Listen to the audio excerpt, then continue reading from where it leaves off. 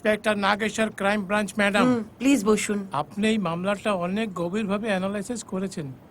খুব ভালো কাজ।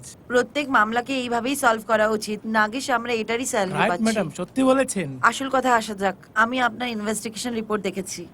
হতে পারে আপনার লেভেলের নয়, কিন্তু আমিও মামলাটা গভীরভাবে জাজ করেছি।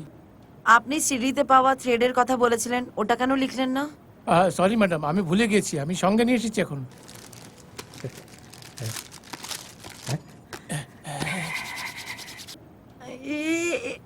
বোকা, ওটা আমাকে দাও।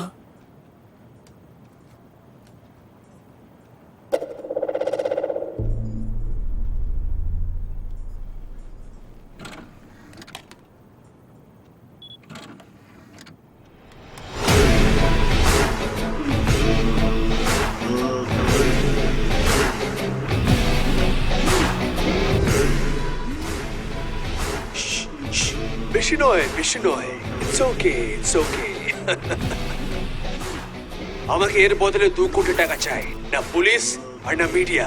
ম্যাডাম, এটা এখানে থামিয়ে দিন। সিডি আটকে গেছে। লেয়ার খারাপ হবে। কিন্তু ম্যাডাম, চোখ বন্ধ করলে আর ওই আওয়াজটা ধ্যান দিয়ে শুনবেন তো অমিতাভ বচ্চনের মতন আওয়াজ মনে হবে। তো আপনি কি ওকে জিজ্ঞেস করার জন্য ডেকেছিলেন? ম্যাডাম, ওর বছরে 100 করোড় টাকা কামাই, ওই এমন কাজ কেন করবে? কিন্তু টিভি আর থিয়েটারে একদম ওনার মতনই 32 মিমিক্রি আর্টিস্ট আছে যে ওরা আওয়াজ বের করতে পারে। আমি যাচাই করেছি, কিন্তু কেউ দোষী নয়। আপনি ওর স্কার্ফটা দেখেন, তবে সেটা নতুন তো সেটা সে 1 সপ্তাহ আগেই কিনেছিল।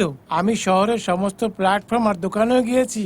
আমি সমস্ত স্কার্ফ বিক্রেতার চক্কর কেটেছি এবং যাচাই করেছি। ওদের মধ্যে 132 জন ছিল, তাদেরকে আমি 3rd ডিগ্রি টর্চার দিয়েছি।